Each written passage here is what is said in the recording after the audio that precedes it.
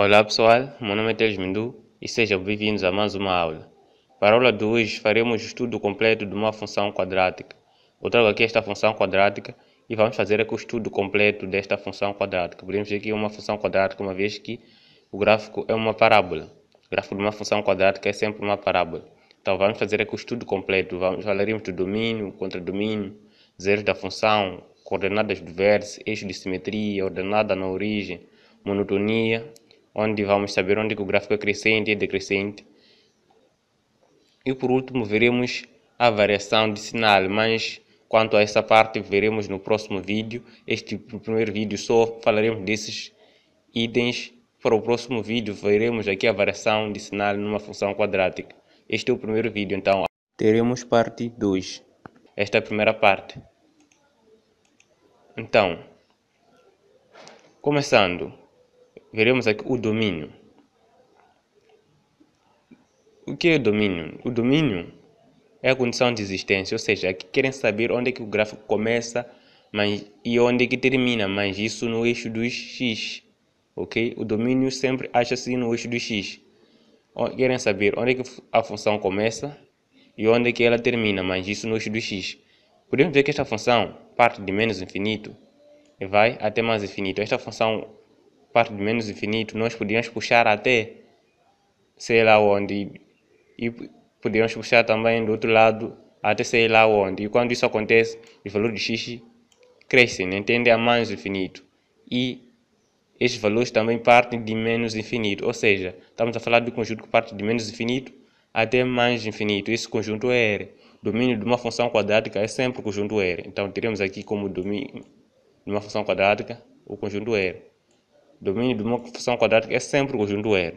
Conjunto de números reais. Conjunto que parte de menos infinito até mais infinito. Continuando, temos aqui o contradomínio. No contradomínio, procura-se saber onde é que a função começa e onde é que termina, mas isso no eixo dos y. Tá bom? Onde é que a função começa e onde é que termina. Podemos ver que esta função começa neste ponto, no ponto menos 1, ok? E vai até mais infinito. Esta função cresce, sempre cresce, ok? Vai até mais infinito. Podemos ver que esta função ia crescer até mais infinito. Então, parte de menos 1 até mais infinito. Quer saber onde que a função começa e onde que termina.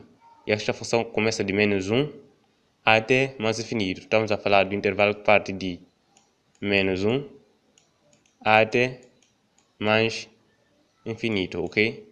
E veja que o menos 1 está dentro do intervalo, porque podemos ver que esta função no ponto menos 1 ela está contida, ou seja, a função mesmo começa deste ponto. É por isso que o menos 1 está dentro do intervalo, assim sendo, aqui o intervalo tem que ser fechado. Se o menos 1 não estivesse dentro do intervalo, o intervalo aqui seria aberto. Mas por este caso o intervalo está fechado porque o 1 está dentro do intervalo. A função começa exatamente no ponto menos 1. De seguida temos aqui zeros da função. O que são zeros da função? Os zeros da função são pontos em que o gráfico interseta o eixo do x. Nos pontos em que o gráfico interseta o eixo do x, esses pontos são chamados de zeros da função. Então, esta função interseta o eixo do x neste ponto, que é o ponto 0, e neste ponto, que é o ponto 2. Então, são os zeros da função. Nos pontos em que o gráfico interseta o eixo do x, esses pontos são chamados de zeros da função. Estamos a falar de x igual a 0 e do ponto x igual a 2. Então, são os zeros da função, esses dois pontos. X igual a 0 e, ok? O ponto x igual a 2, ok? Então, são esses dois pontos. O ponto em que o gráfico interseta o eixo do x é chamado de zero da função. O ponto em que o gráfico interseta o eixo de x é chamado de zero da função, e por nosso caso é o 0 e o 2. Continuando, temos aqui coordenadas do vértice. Primeiro, o que seria vértice? Imagine que temos aqui uma parábola voltada para cima e uma voltada para baixo. Vértice é exatamente neste ponto mais alto ou neste ponto mais baixo. Neste ponto. Nesta ponta, digamos, nesta ponta em que podemos ver aqui na parábola, nesta ponta criada pela parábola, é exatamente o vértice, nesses pontos. E para o nosso caso aqui, como ficaria? Onde é que ficaria o vértice? Podemos dizer que é neste ponto. Então, coordenadas do vértice, nós queremos saber qual é o valor de x e o valor de y quando estamos no vértice. Podemos dizer que quando estamos no vértice, o valor de x é 1. Quando estamos no vértice, o valor de x é 1. E quando estamos no vértice, o valor de y é menos 1. Então, são esses valores que seriam o x vértice. Ok? X vértice, aqui querem saber o valor de x quando estamos no vértice. Estamos aqui no vértice, o valor de x é 1, ok? Temos 1. E o y vértice como ficaria? Estamos aqui no vértice, o valor de y é menos 1. Então, esse seria o nosso y vértice, que é o menos 1. É basicamente isso. X vértice, y vértice. Querem saber o valor de x quando estamos no vértice e o valor de y quando estamos no vértice, que seria o 1 e o menos 1 nesta função. Continuando, temos o eixo de simetria. O que seria eixo de simetria? Eixo de simetria é o ponto que divide a parábola em duas partes iguais. O ponto que divide a parábola em duas partes iguais é chamado de eixo de simetria. E esse ponto sempre coincide com o x-vértice. E podemos dizer que o x-vértice é o ponto 1. Então, viríamos logo aqui para este ponto. Veja.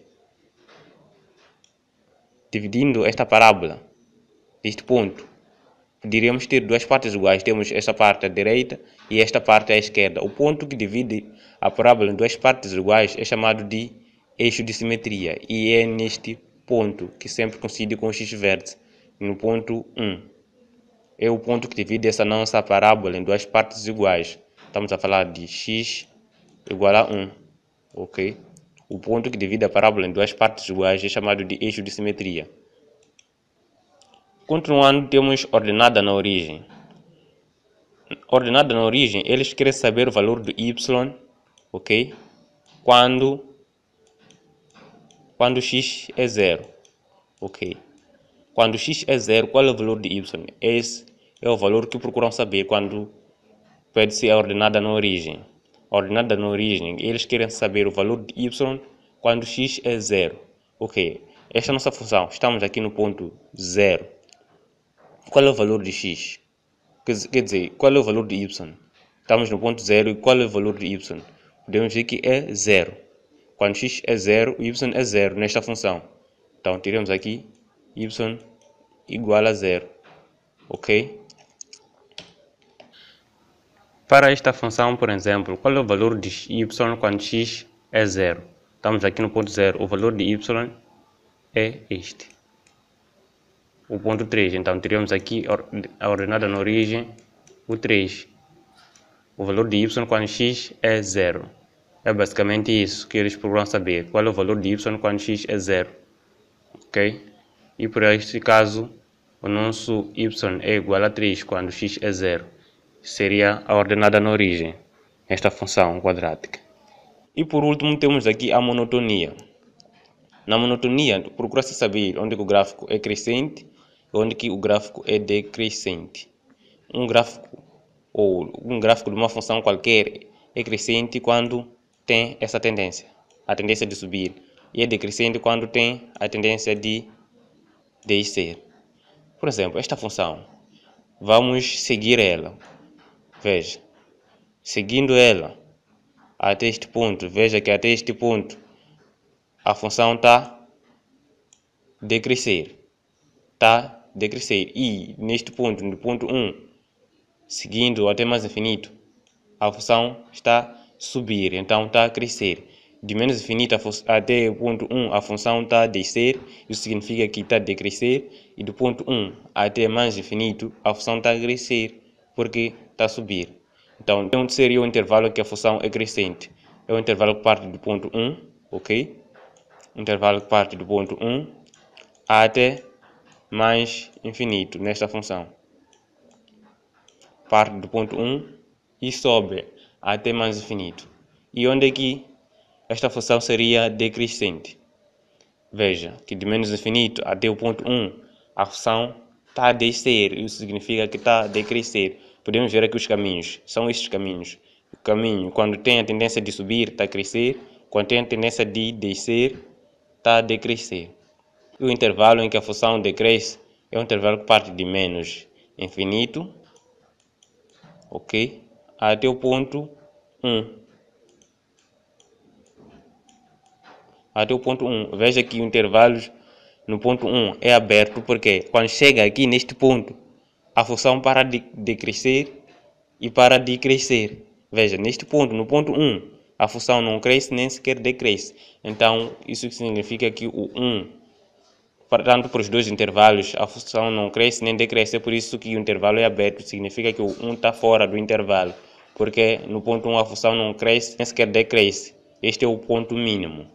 Ok? Então, chegamos ao fim da aula, mas espero pelo próximo vídeo, porque no próximo vídeo nós iremos falar da variação de sinal nas funções quadráticas.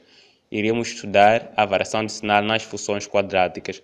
É a mesma função que iremos fazer aqui o estudo da variação de sinal, mas isso só no próximo vídeo.